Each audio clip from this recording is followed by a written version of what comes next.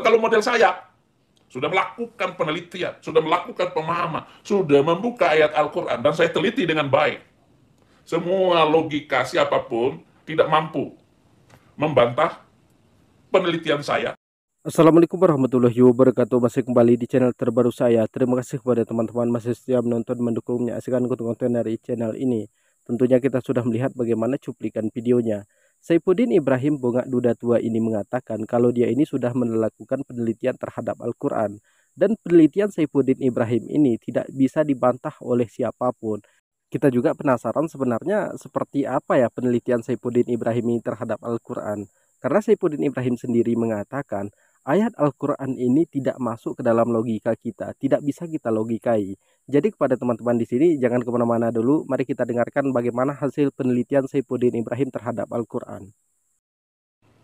Kalau memang Allah Subhanahu wa Ta'ala itu adalah Allah pencipta langit dan bumi, dan benar-benar Dia itu Tuhan yang pantas disembah, patut diikuti.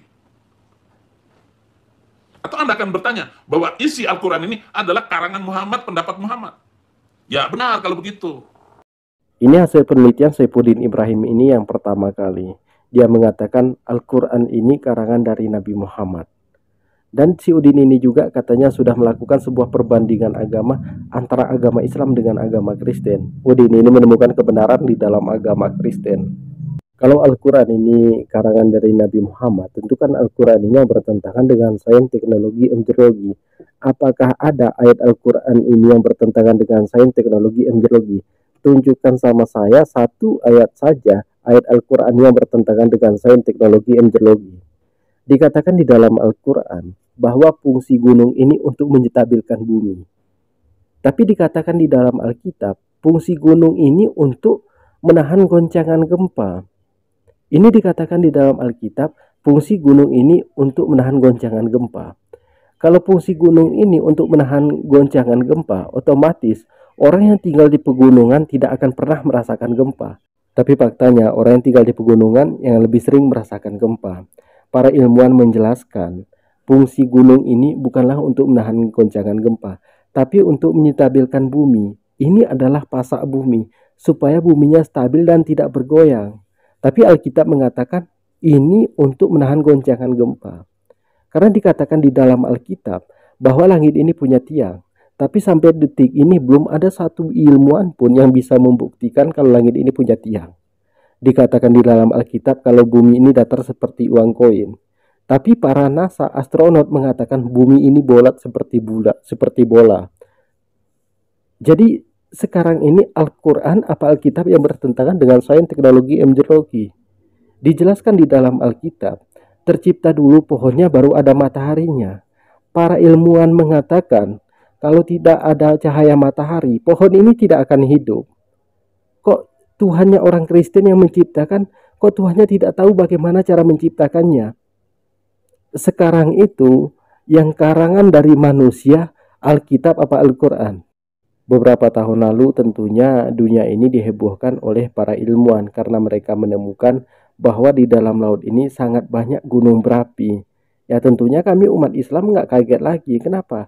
Karena 1400 tahun yang lalu Al-Quran sudah menceritakan lebih banyak gunung berapi di dalam laut ketimbang di darat. Kemudian para ilmuwan juga menemukan bahwa di dalam laut ini ada sungai, ada air tawar.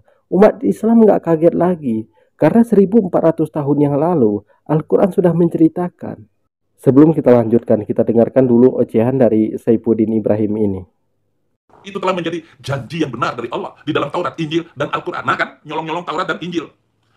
Muslim, kalau ada satu ayat bahwa membunuh orang masuk surga, saya masuk Islam lagi. Lu jangan bawa-bawa Injil loh, bego. Muslim, bego. Lah yang anehnya, ini ada bupati percaya dengan Islam, Pak Gubernur percaya dengan Islam, kepala-kepala negara percaya sama Islam. Jokowi, presiden yang saya banggakan dari seluruh presiden Indonesia selama ini. Saya hormat dengan Pak Jokowi. Lah kok percaya dengan Islam? Apa nggak bego? Udin ini heran, banyak orang masuk ke dalam agama Islam, mulai dari camat, bupati, gubernur, presiden, kepala-kepala negara, masuk ke dalam agama Islam. Kemudian Udin ini mengatakan, bego kalau mereka itu masuk ke dalam agama Islam. Seharusnya ini ditujukan kepada Saifuddin Ibrahim. Bego kalau mereka itu murtad. Jadi si Udin ini mengatakan dia ini sudah melakukan sebuah penelitian, sudah melakukan sebuah perbandingan agama, kemudian menemukan kebenaran di dalam agama Kristen. Di mana si Udin ini melakukan sebuah perbandingan agama. Lalu apa saja hasil penelitian dari Saifuddin Ibrahim ini?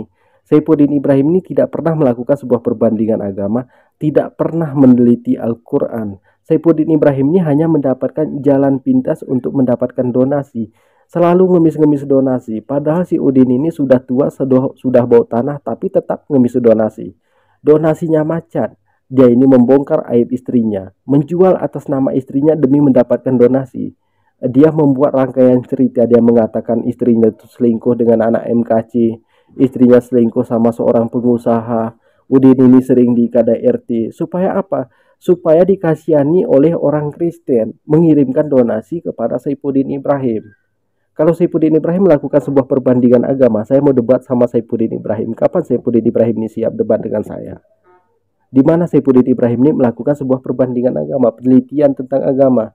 Kita debat, kita buat judulnya tentang sains teknologi embriologi. Apakah Al-Quran bertentangan dengan sains teknologi embriologi, ataukah Alkitab yang bertentangan dengan sains teknologi embriologi? Apakah Saifuddin Ibrahim ini mau atau mampu menjawab tantangan saya? Kita debat secara ilmiah untuk membuktikan kalau Saifuddin Ibrahim ini pernah melakukan sebuah perbandingan agama antara agama Islam dengan agama Kristen. Kemudian kita juga akan mengungkap bagaimana hasil penelitian Saifuddin Ibrahim. Katanya dia sudah meneliti Al-Quran.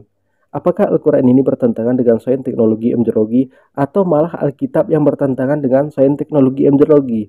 Jadi ini yang akan kita debatkan. Apakah Saifuddin Ibrahim mau?